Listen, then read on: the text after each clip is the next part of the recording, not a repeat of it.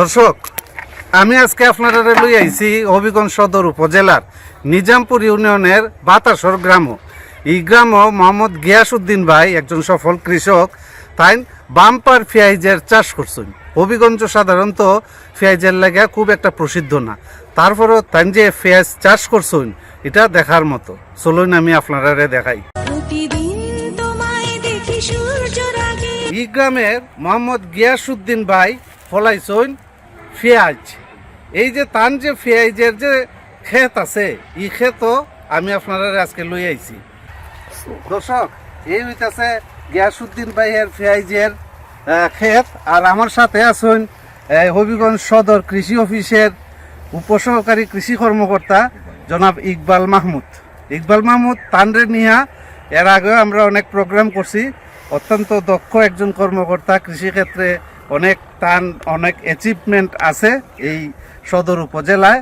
আমরা এই যে ক্ষেতটা দেখতেছি, এই ক্ষেতের মাঝেও তাদের অনেক ধরনের ভূমিকা আছে। আমরা এই ক্ষেতের যে মালিক গিয়াসউদ্দিন ভাইয়ের সাথে আলাপ করবো এবং জিগাই মোতানরে কিভাবে তাই এই পেঁয়াজের চাষ করছে আইন আমরার সাথে। দর্শক, এই গিয়াসউদ্দিন ভাই তার এই জমিটা।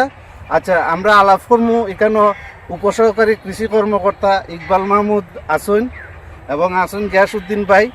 তারা জিগাইমু তারা কিভাবে এইটা। গিয়াসউদ্দিন ভাই, এখানে কয়দিন আগ থেকে এইটা করছেন আপনি? 3 মাস আগে লাগাইছি। কিভাবে আপনি এটা মনে হইলো যে এই পেঁয়াজের চাষ করা উচিত? না, কারণ হইলো আমার মনে হইলো যে আমাদের হবিগঞ্জে তো পেঁয়াজ একদম হয় না। আচ্ছা, কয় বছর ধরে এখানে পেঁয়াজ চাষ করেন? আমি আজকে থেকে 3 বছর। 3 বছর হয়েছে। এর আগে কেন কিতা করতা? এর আগে কবি টবি করতাম, মুখি টুকি করতাম, আচ্ছা, বা অন্য সবজি টুবজি করতাম আর কি। আচ্ছা, হবিগঞ্জ তো পেঁয়াজের চাষ করাটা আসলে নতুন হইতে। জি জি, নতুন। তো আমরা দেখছি আপনি যেভাবে পেঁয়াজ চাষ করছেন, কিভাবে আপনার এটা মনে হইলো যে পেঁয়াজ চাষ করা উচিত? আমাদের মনে হইলো যে একটু ওই যে আমাদের দেখি আমাদের হবিগঞ্জে হয় কিনা, এবং আমাদের কৃষি উপসহকারী ইকবাল ভাই বলছেন যে দেখো আমার আর হবিগঞ্জে কেন হয় না, তাদের সহযোগিতায় আমি এটা মানে আমার করার সহযোগিতা হয়েছে। কতটুকু জায়গার মাঝে আপনি করছেন? আমি এটা প্রায় 30 শতক জায়গার মাঝে করছি। 30 শতক জায়গা না? 30 শতক জায়গার মাঝে আপনার কত টাকা খরচ হয়েছে এটা চাষ করতে? আমার প্রায় তাদের সহযোগিতায় একটু কমই লাগছে, এবং আমার ব্যক্তিগত প্রায় 5,000 টাকার মতো লাগছে আর কি। লাগছে না? আর এটার থেকে কত টাকা আয় হইব বললে আপনার? প্রায় মনে করেন 20 থেকে 25 মন 30 শতক জায়গাতে হইবেই। প্রায় 20 থেকে 25 মন হইব। এখন আমরা হবিগঞ্জ সদর উপজেলার কৃষি অফিসের যে উপসহকারী কৃষি কর্মকর্তা জনাব ইকবাল মাহমুদ আমরা সাথে আসুন, তার সাথে একটু আলাপ করবো। আপনি তো এটার আদি অন্ত সব কিছু জানেন।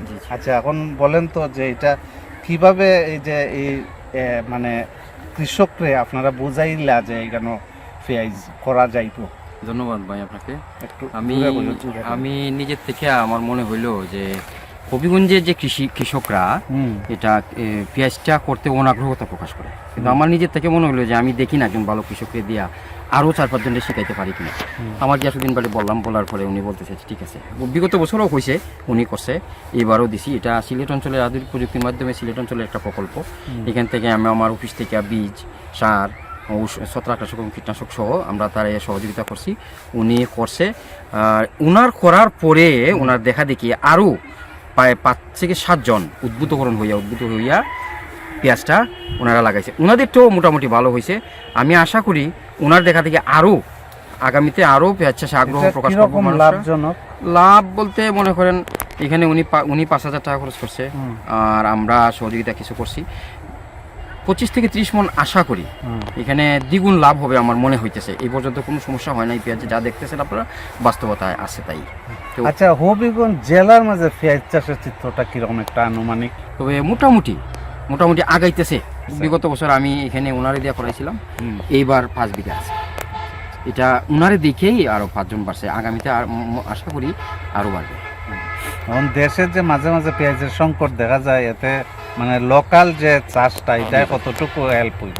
অনেকটাই হেল্প হবে। যেমন বাজারে যখন আমরা দেখি পেঁয়াজ নেওয়া হাই উতাস শুরু হয়, এই যে হাই উতাসটা, এই হাই উতাসটা আমি মনে করি কিছুটা হলেও লাঘব হবে। দর্শক আমরা একটু দেখি, একটা পরীক্ষামূলক গিয়াসউদ্দিন ভাইয়া দেখাইতেছুন পেঁয়াজটা কিভাবে ফুলছে একটু এই যে দর্শক আমরা দেখতেছি ওই যে পেঁয়াজ যে ধরছে, ওই যে এটা বড় হয়েছে নি? হ্যাঁ, আরো বড় হইব না? আরো বড় হইব, সময় আছে, আরো সময় আছে। এই যে দেখা যাইতাছে পেঁয়াজ যে ধরতাছে নিচে, এই যে ক্যানের মধ্যে কত বড় একটা পেঁয়াজ দেখা যাইতাছে।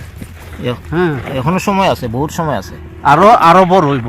প্রতিদিন তোমার কথা হৃদয় জাগে, ও আমার দেশ, ও আমার বাংলাদেশ।